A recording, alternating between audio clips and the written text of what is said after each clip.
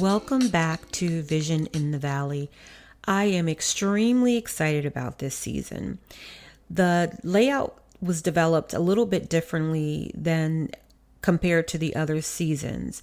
I'm thinking about how the Lord has given me moments and dreams and conversations, but all relative to His perfect timing. The titles and the subject matters were all outlined ahead of time, and that's not the typical process for me.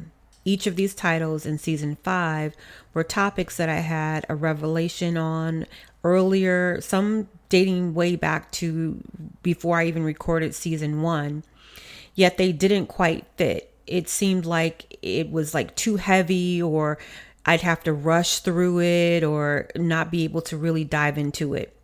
But look at God. Here we are with the whole season dedicated to His perfect timing. It's time to talk about time, right?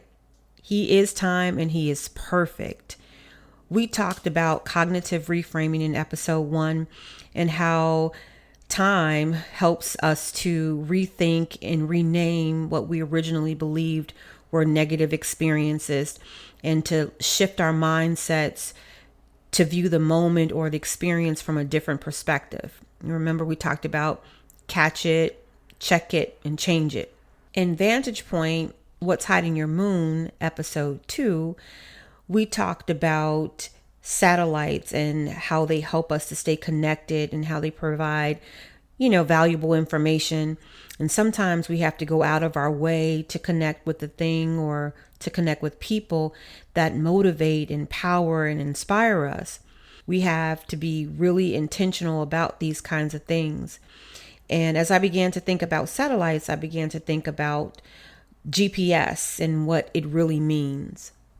So GPS, or the Global Positioning System, is a system we use daily. We use it when we're talking on our phones, when we're navigating in our cars, whatever we're doing to connect with each other or to get to each other, right?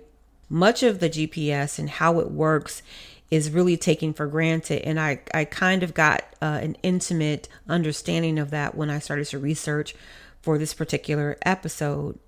There's a whole atomic clock behind the scenes, and it's used to measure time. And that kind of blew my mind because I hadn't ever really thought about it. But the math and the physics behind the scenes is just incredible.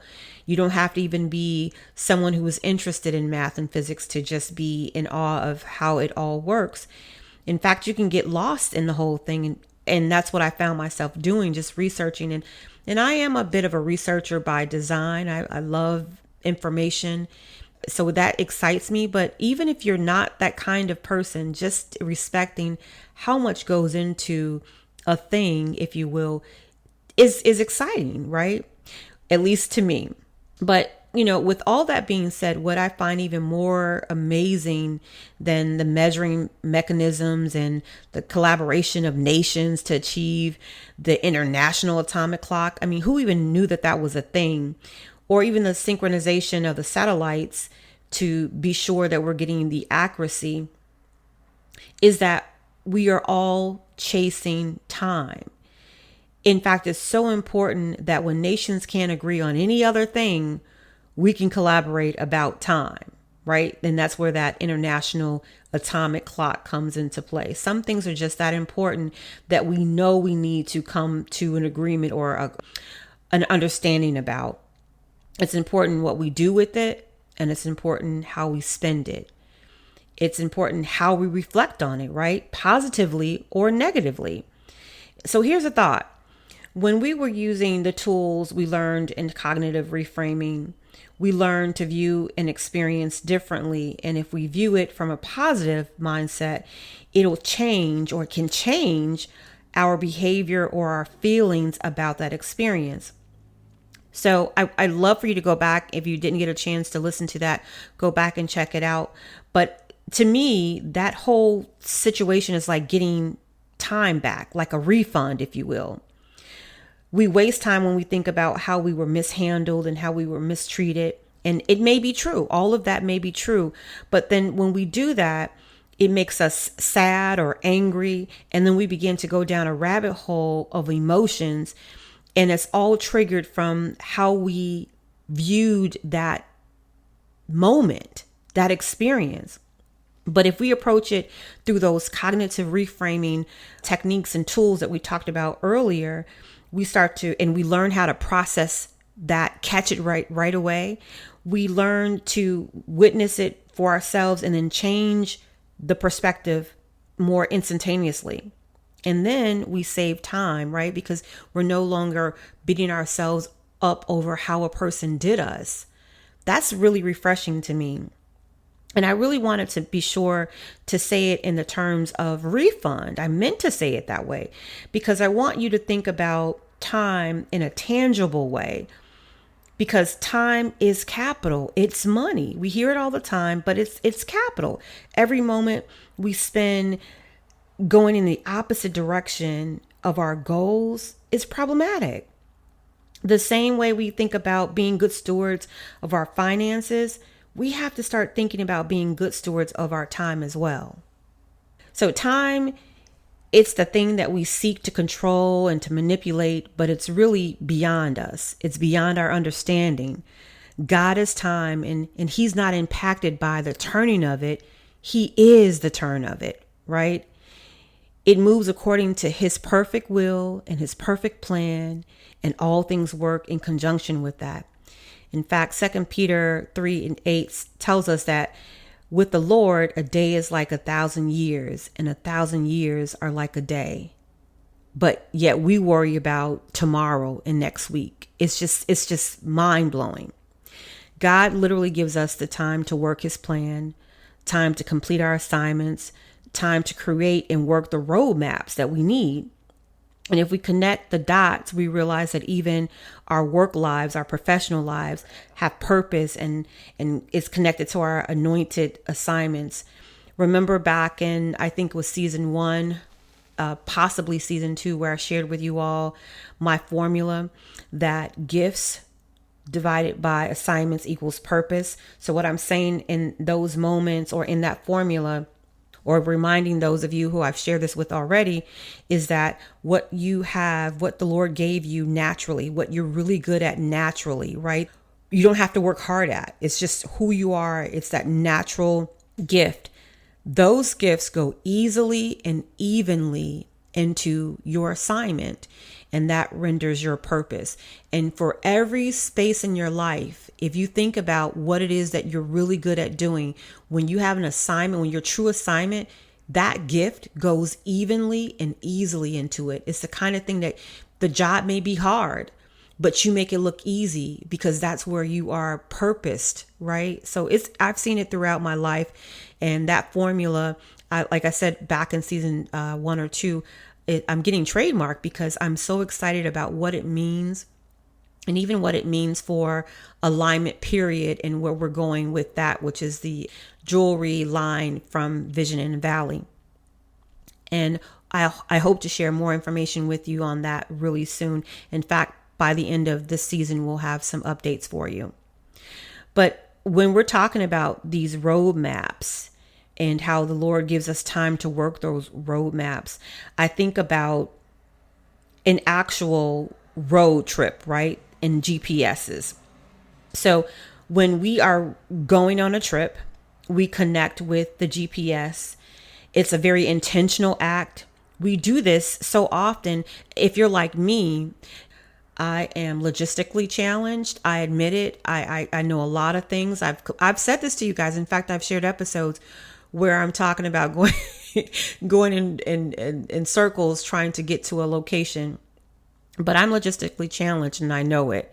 So even for familiar places, I tend to just log into my GPS because I just don't have time to be lost. I don't have time.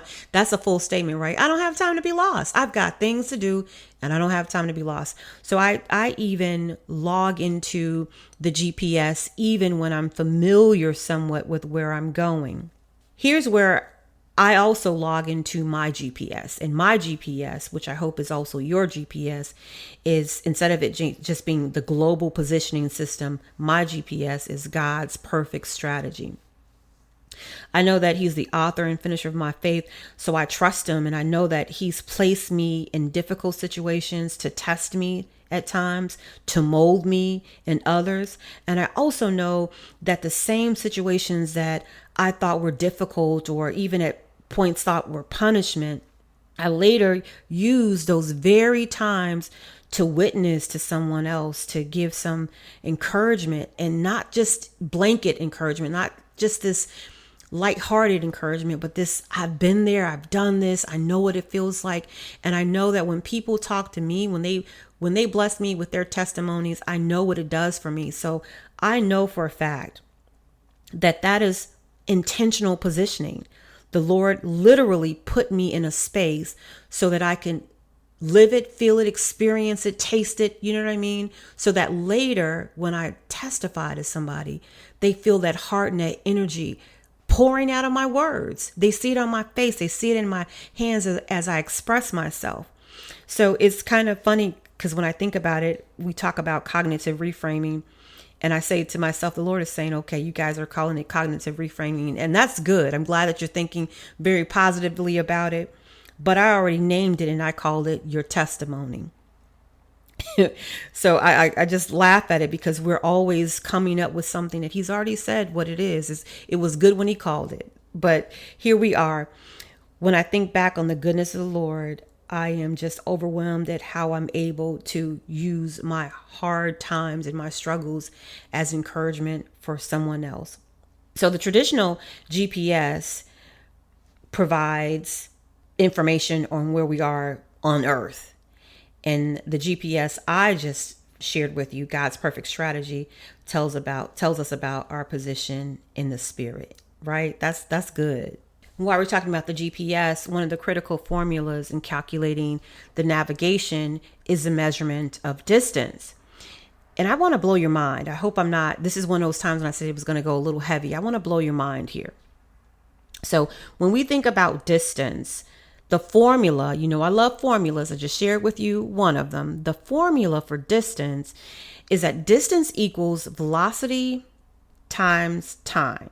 So that's velocity multiplied by time. Before we go any further, let's talk about what velocity is. I know we know what distance is from a layman's term. We just talked about what the formula is, right? But let's talk about velocity. Velocity and speed, because I think sometimes people interchangeably use those words, and I just want to break it down, especially for the sake of this conversation. Speed is the time rate at which an object is moving along any given path, right? But velocity is the rate and the direction in which it moves. So speed is 50 miles per hour, whereas velocity is 50 miles per hour west. Got it? Good. So here's where I really want to lean in on how important not only is speed, how quickly we do a thing or how quickly we go is, but the direction in which we go is as important to that whole calculation. Now here is where I'm going to blow your mind. I had a dream the other day. As a matter of fact, I had started writing this episode and had some delays because I was not feeling well. And so the episode was almost complete, except I hadn't closed out my remarks yet. And as you guys know by now, I have these very vivid dreams. And on this particular night, I had so many of them. And I oftentimes have multiple dreams, and some of the dreams lead into other dreams, like as if they're connected. Sometimes they're completely opposite. So on this particular night, it was one of those nights where I had a billion dreams. I felt like I had at least, 12 dreams that I could actually recall. And none of them seem to like stand out. Like sometimes I'll have like this moment of like, aha, like that's a divine situation right there. Let me jump into it. But this wasn't like that. This dream, I was kind of wondering what was going on with it. Let me tell you what happened. So it was the end of one dream segueing into another. I won't bore you with all of the details of the dream. I'm going to just go into the part where I'm in a limo with some people. And I think the limo had wedding parties, some, not all parts of the wedding party, but some parts of the wedding party. And so we're in the limo. I was not originally a part of it, but I had been asked to join them. So we were in this limo, and the limo, as we were moving, it had the ceiling, the roof or so was down or off, right? And then we were just like going in motion, and we were facing the direction of, it seemed like a single lane road. And it kind of reminded me of, like, like a island kind of space. We were not in the city or anything like that. And as we were moving, okay, so the person in the limo was a celebrity, and so as the dream progressed and we were going down this road, the doors on the side of the limo were open. So now people on the outside can see inside of the vehicle. And the locals recognized the celebrity that was inside of the vehicle. And so they automatically started to, go for her. They wanted to, like, reach out to her and touch her or whatever. And so as soon as that happened, I'm saying to myself, like, this is not good. We're still going in this direction where there's more people. This is not good. And then I realized that when I turned to look at the people, I noticed that the driver was on the opposite end. So we had been facing the back, and we were going backwards. And so it didn't feel weird because we were facing that direction. But when I noticed that the driver was in the other end and, like, behind us, I said, hold on, are we going backwards? What's going on? And then someone in the limo said something like, oh yeah, it's a one car length street or road. We have to go back. You can only go backwards and forwards, something generic like that. And I remember thinking, oh, this is not good, because I could see that we were headed toward more people. And I'll just tell you that the further we went, the more it started off as people just wanting to touch and be near the celebrity. But the further we went into it, they became more like they were attacking. And to the point that at the very end, we got stuck, and they had weapons and had started to use the weapons on the vehicle. And so in this dream, I've talked to you guys before, in my dreams, when I'm under pressure that way, something's in my mouth and I can't say what I want to say, but I always for the most part, I always go into prayer. And then this particular dream, I go into prayer immediately, and I'm not interrupted. I'm able to pray, and I can hear the bullets popping off of the car, and I can even see a bullet go into the window of the limo. But I'm waiting to feel something, because, as you know by now, I can feel, taste, and smell and all this stuff in my dream. And I'm waiting to feel this sense of pressure or piercing or something, but I didn't feel it. And I'm just praying all the way through. And everyone I was praying over, I kind of like, I motioned them to come here. I'm going to pray for us. I'm going to pray for us. And they all leaned in, and I'm putting my arms around them, and I'm praying for them. So we ended up getting out of the situation, and we got back to the location, and there were some folks in the car who had gotten shot, but they were like graze wounds. I could see something on their fingers, and very minimal impact, right? Compared to what it could have been, considering we were going one way. We were going backwards. And as long as the occupants in the limo, myself included, faced the wrong way, we were all happy and had no issues with going the wrong way, because it didn't feel like the wrong way. When your body is positioned the wrong way, you can't even realize that you're headed, because you feel motion. So motion, and you see what you believe is progress, is just motion, because guess what? You're moving, and you're moving facing the way you're moving. But our GPS, that internal GPS, that God's perfect strategy GPS, is a thing where we're supposed to say, we're moving, but we're moving in the opposite direction. We're moving opposite of where we should be going. So just to have movement is nothing. Just to have some distance on us is nothing. We need to measure the velocity, at what rate we're going, and in which direction are we going. And the time that passes by for me is just like I said, God is time. So I just totally said to myself, God's perfect timing is always going to lead us back to the correct positioning, our intentional positioning, where He wants us intentionally. And when that happens, you're going to be facing the way you need to be facing and not looking backwards, because you're going to feel, and if in the moments that you are facing the wrong way, because it happens, right? We all have that time. You're going to notice it right away. Hold on. This don't feel right. Let me think, are we going backwards? And that is what the GPS is all about. So log into your internal GPS so that you can, one, be reminded of your intentional positioning, and two, realize when you're headed in the wrong direction. I can't wait to talk to you soon.